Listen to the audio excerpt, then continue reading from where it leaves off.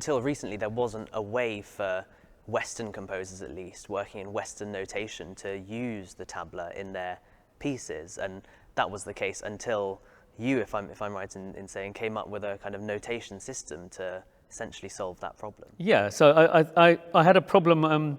I was in a show in 2002 in the West End called Bombay Dreams. It was an Andrew Lloyd Webber show. And you know, I realized very soon then that my memory, even my memory is quite good, my memory wasn't going to help me, because in that show, the same theme or song took, you know, it repeated itself maybe 7 or 8 times, but in different guises. Yeah. So there's no way I could remember which, you know. So, and then of course, they wanted me to have a deputy, so when I took time off, someone else could step in and play exactly what I'm playing. So I began to develop a universally understood notation system, which is now being used in schools and colleges, which is amazing. It's fabulous. Yeah. And one of the purposes of this video is to help composers who want to use tabla and learn to write for tabla within the kind of Western notation system, help them to be able to do that. So it would be great now, actually, Kuljit, if you wouldn't mind explaining some of the notational features of your system. Sure. Well, it's usually very disappointing. If someone's a composer watching this, they might be disappointed because they might expect a very elaborate sort of graphical score for all the nuances and sounds. Earlier on, I described this as an elaborate bongo. And so in my notation system, I have used basically an adapted 2-line stave. And it's a bongo, as you would use a 2-line bongo stave in Western music, score writing. And the top line is for the smaller drum, and the lower line is for the larger drum. A solid note head would denote an open sound, and you would position it above or below the note to denote which open sound it is. So this would be below the note, and this would be above the note. This would be above the line, a solid note head above the line, and then a solid note head below the line on the top line. And then cross note heads denote closed sounds. So it's a very simple, and you know, I've used something that anybody can understand, any music student can understand, and I think I could have gone for something more exclusive, but I wanted to demystify this and make this more accessible. So I thought I'd go with a very simple system that any person who studied basic music can look at it and understand it straight away. So it's amazing. It is very simple, and there are resources available on your website. And yeah, so I've developed a system called Read and Play. And there are many very good tabla books and many very good YouTube videos as well about how to play the tabla.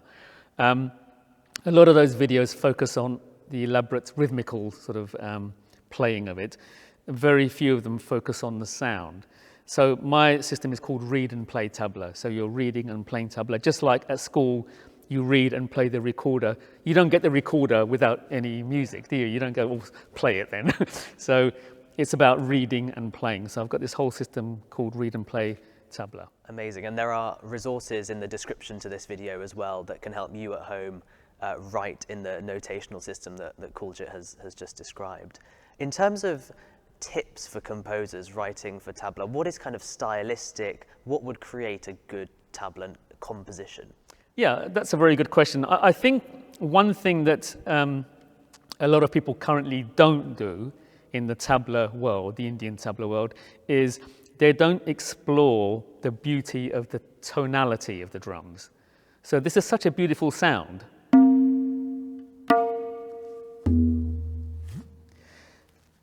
If I put my Indian head on, so to speak, sometimes the sounds get lost behind or left behind. People tend to focus more on the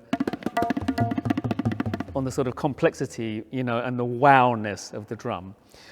So I think, first of all, you know, use with a Western composer's head on, look to see how the tones and sounds of the drum can be incorporated in your piece. Sometimes just doing that I mean, this is obvious, but doing that at the right time has an enormous effect. Tabla suits very well ostinato patterns.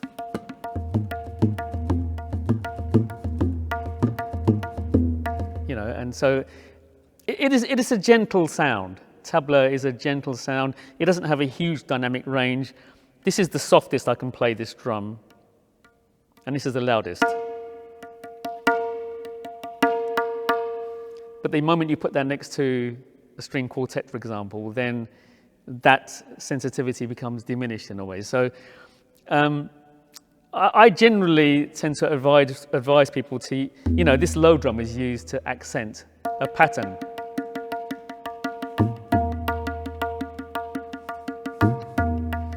And then another thing which is useful is this glissando is very good as an upbeat,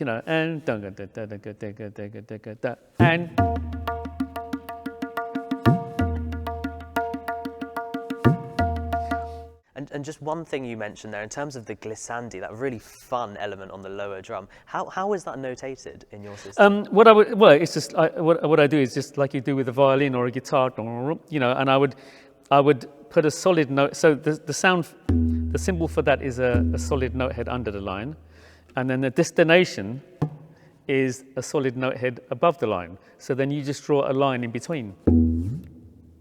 Now, personally speaking, I think it's good to give the glissando a rhythmical value. So if I say I play a simple 4/4 pattern, so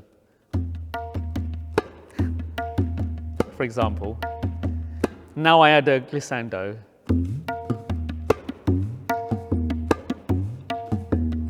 I was trying to do that arrhythmically, but let me now try and do it. Let me try and give the glissando a value.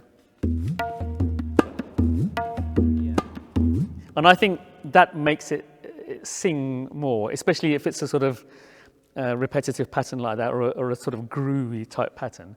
But you have to remember that you don't have long before the sound dies out to apply the glissando. So you can't wait a bit, and if I waited too long, it would be too late.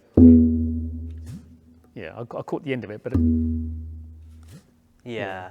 You really need to sort of catch it fairly on. So amazing. And one other kind of extended technique that you were showing us a little bit of was kind of rolls or tremolos. Yeah, rolls look really complicated, and I think they're mind-boggling because it's just because people are not familiar with the sound, first of all, and then also the playing looks. But you divide your hand as a player. If you think of dividing, I'm right-handed, so this is my right hand. I'll divide it into two, and I divide it. So even if you put your hands on your knees, you go 1, 2, 1, 1, 2, 1. Yeah, so 1, 2, 1, 1, 2, 1. I'll now do it continuous. And I think most people would say, yeah, I could do that with a bit of practice. I'm going to go just ever so slightly faster, and then what will happen is it becomes mind-boggling, but I'm not doing anything extra, right? So watch me. I'm not going to go too fast, but it will look like it does. So I think this is very doable. I think that's quite doable. I'm going to go. Now all of a sudden, it looks complicated. Actually, that's nowhere near as complicated as doing a snare drum paradiddle, but it just looks complicated. Now, if I stick with that roll, I'm doing only close sounds at the moment, so they're all cross note heads. I'm going to start adding some open sounds instead of closed sounds, and then suddenly it's like incredible.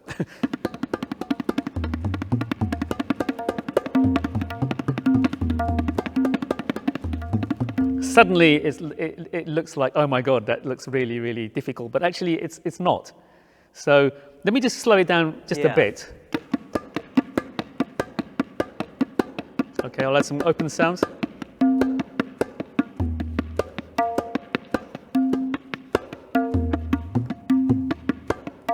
So you can see how adding the colors to the rhythms suddenly gives it a really beautiful character.